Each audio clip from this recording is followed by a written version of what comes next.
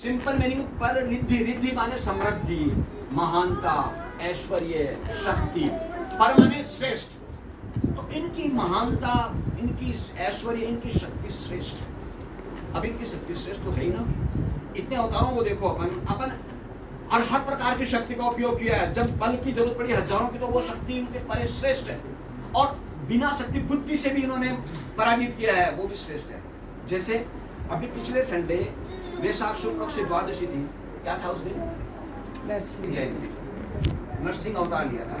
गौर करो इसको, ये शक्ति को अपन बता परिणति का। अभी पिछले क्या करते हैं अपन, उसमें क्या किया, एक हिरण्यकश्यप को मारने के लिए, एक को मारने के लिए उन्होंने अपना रूप चेंज करना पड़ा। क्वालिटी देखो, नीति होती है ना। कई बार अपन गली निकालते हैं, भगवान ने गली निकाली क्योंकि उसने बोल रखा था मैं दिन में नहीं मरूं, रात को नहीं मरूं, आदमी से नहीं मरूं, औरत से नहीं मरूं, या किसी से नहीं मरूं। तो उन्होंने प्लानिंग बनाई कि इसको मारना अकेले ने। और नरसिंह बने। न नर था, न जानवर था, न आदमी था, न सुबह थी, न रात थी, संध्याकालीन, न जमीन पे, न आसमान पे, बीच में खंभा बाढ़ के। आप देखो प्लानिंग को।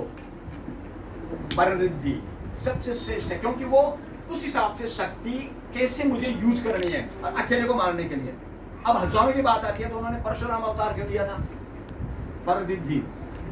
उनमें शक्ति क्यों लिया था?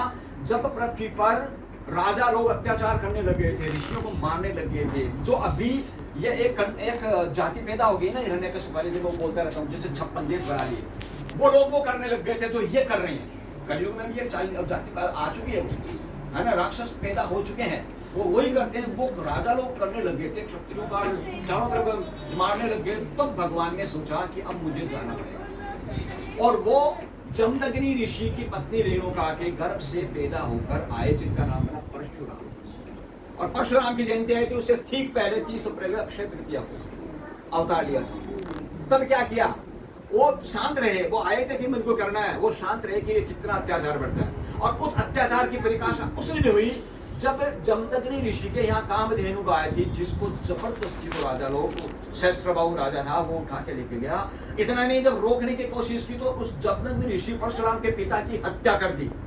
तब फिर परशुराम भगवान विष्णु इसके लिए आए थे। तब उन्होंने क्षत्रियों का इस बार संहार किया। ये वो पावर है शक्ति वाली, दोनों प्रकार की। बुद्धि की पावर देखो, मैं एक बार बताता हूँ, छोटे छोटे हजारों अवतार लिए बुद्धि के। बुद्धि की पावर कैसे? शंकर भगवान को मारने के लिए शंकर का ही दूध आ गया, वो भस्मासुर। उसको वरदान दिया था, जा तो जिसके सर पे हाथ रखिएगा, वो बोला मैं जिसके सर हाथ मर जाए। और वरदान देते पहले बोला इन्हीं को देखता हूं मैं। और भस्मासुर शंकर भगवान के हाथ लेके चला गया, बोला तुमको ही मार के देखता हूँ सही है कि नहीं। और बेचारा भागता रहा वो। और भागता भागता अब क्या करूं, मैं तो मरूंगा। तो वो भगवान विष्णु के पास गए।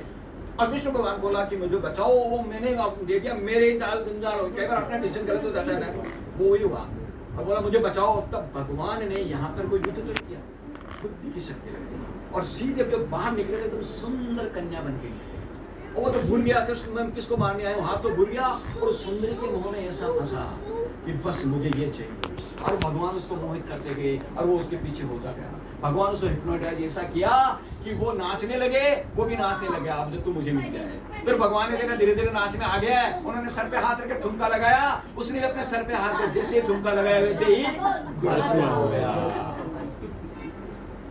ये शक्ति बुद्धि की शक्ति, परिणति मतलब श्रेष्ठ है। वो हर प्रकार की शक्ति हमको दी है। वो ये शब्द का मतलब हम में वो शक्ति है, हमारे पास वो हर प्रकार की पावर है। हम उसको यूज कैसे करें, अब इसका कथा सुनाता हूं मैं आपको, सुनो कैसे यूज करना है बुद्धि।